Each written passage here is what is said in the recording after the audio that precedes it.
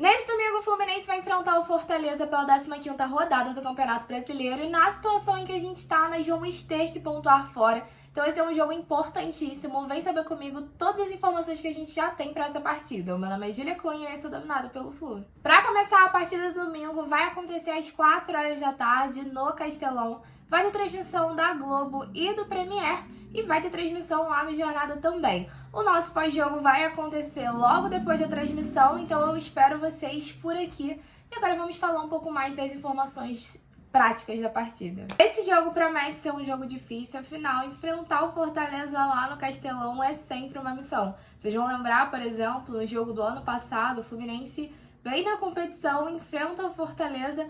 Tem um jogo bem lá em cá, mas com Fortaleza com muitas finalizações. O Fluminense termina aquele jogo, mesmo com o Fábio defendendo muito, perdendo por 4-2.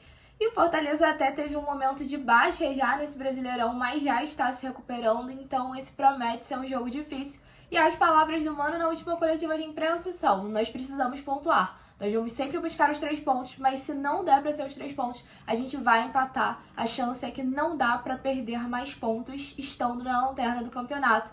Então a gente vai ver um time que com certeza vai se preparar bem defensivamente para enfrentar esse Fortaleza e que vai tentar manter essa missão, vencer ou fazer pelo menos um ponto. E para essa partida nós seguimos com muitos desfalques, mas temos um retorno importantíssimo para esse jogo, que é o Marquinhos. O Marquinhos viajou junto com a delegação, então vai para essa partida. E o Marcelo, que também viajaria nesse jogo, por precaução, preferiram manter o Marcelo mais um jogo em descanso, digamos assim, né? Talvez até por ser um jogo fora, ele tinha acabado de se recuperar, preferiram manter o Marcelo fora, então ele não viajou, não tem a possibilidade do Marcelo entrar para essa partida, nem mesmo ser relacionado para ficar no banco de reservas. E nesse jogo tem um detalhe, porque o Diogo Barbosa levou o 3º cartão amarelo no último jogo e está suspenso para essa partida, então o Diogo Barbosa também não pode ser o substituto do Marcelo, e além do Diogo, o André também levou o 3º cartão nessa partida contra o Internacional e vai ficar de fora.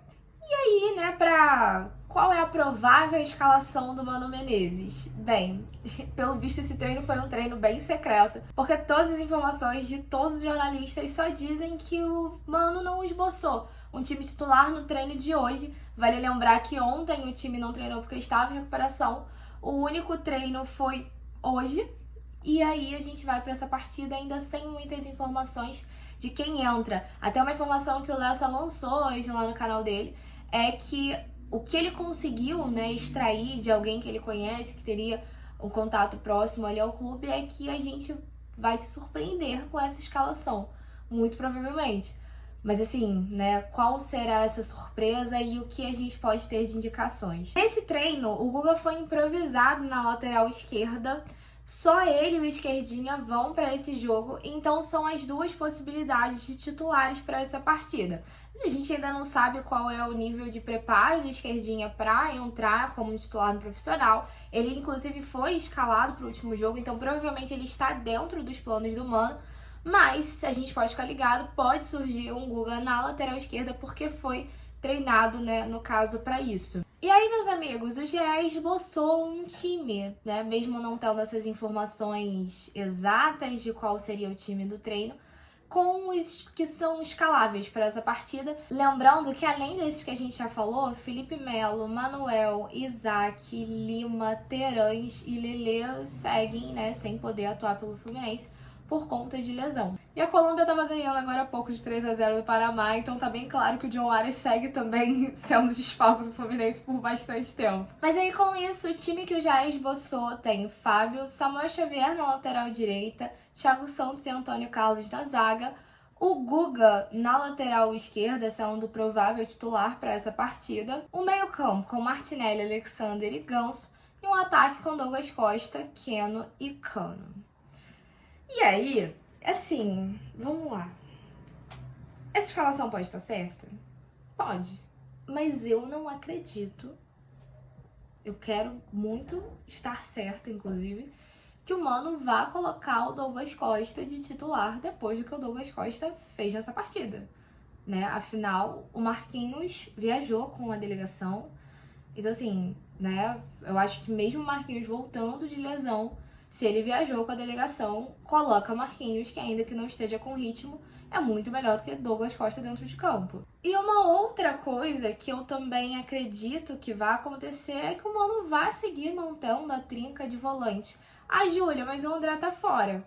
Bem, o Gabriel Pires, a não ser que ele tenha tido alguma lesão, tenha sentido alguma dor, não consegui ver se ele foi para esse jogo ou não, se ele viajou com a delegação ou não, mas o Gabriel Pires, né, é volante. Entre o que o Douglas Costa mostrou e o que o Gabriel Pires mostrou, teria uma possibilidade de um terceiro volante junto com Martinelli e Alexander. E uma das coisas que deixou o último jogo lento é que quando ele coloca o Gabriel Pires, o André era o único volante que estava ali e o André não é um volante rápido. Martinelli e Alexander já haviam saído, então, além disso, né, Renato Augusto, Douglas Costa, John Kennedy, que são caras lentos, tinham entrado na partida. Aquele jogo ia ficar lento não apenas pelo Gabriel Pires, mas por todo o conjunto da obra, entrando como titular do lado de Alexander e Martinelli. Né? A gente tem um cenário um pouco diferente, não é um time veloz, mas também não é o time lento da segunda etapa que a gente viu contra o Internacional. Então, já que o GE arriscou uma escalação, eu vou arriscar a minha aqui também, tá? Vou dar a cara a tapa, pode ser que o GE acerte ou não, pode ser que eu acerte ou não, pode ser que nós dois erramos. Mas vamos lá, vocês me dizem aí qual time vocês mais gostaram, beleza? Mas se eu pudesse arriscar, acredito que o Mano vai entrar com o Fábio, Samuel Xavier, Thiago Santos, Antônio Carlos e o Guga na lateral esquerda. Se ele treinou com o Guga improvisado nessa posição, muito provavelmente é porque ele ainda sente que pode ter que testar o esquerdinha antes de entrar com ele como titular. Mas de repente apostaria que, vamos ver, no segundo tempo, Samuel Xavier não rendendo, Guga indo lá pro lado direito e o esquerdinha entrando no segundo tempo. Não sei, possibilidades, mas acredito que como titular, talvez ele vai iniciar realmente com o Guga. Vou seguir apostando no meio campo com 3 volantes e o Ganso, como ele fez na partida contra o Internacional, porque eu acredito que ele quer um time mais defensivo, e ele falou sobre essa questão também dos jogadores precisarem assimilar um jogo mais posicional, que a bola vai chegar lá na frente e com certeza um meio campo preenchido facilitaria nesse sentido e até pela ideia inicial que ele colocou em campo contra o Internacional, que não deu a vitória, mas né, apresentou um futebol melhor dentro de campo. Então, esse meio de campo teria Martinelli, Alexander, Gabriel Pires e Ganso.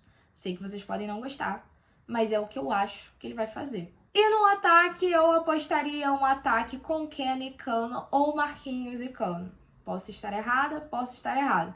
Talvez o Keno podia ter entrado na última partida, ou o Marquinhos entrando no segundo tempo. Mas enfim, esse seria o meu provável time para esse jogo. Imaginando que o Mano Menezes pode tentar fazer pelo que ele viu na partida contra o Internacional, pelo que ele viu que deu certo, pelo que ele viu que deu errado, mas o que ele pode fazer para esse próximo jogo. Um outro detalhe também, né, de eu não conseguir imaginar muito ele tirar essa ideia de 3 volantes, é porque mesmo com 3 volantes, o Fluminense teve um meio-campo muito aberto contra o Internacional.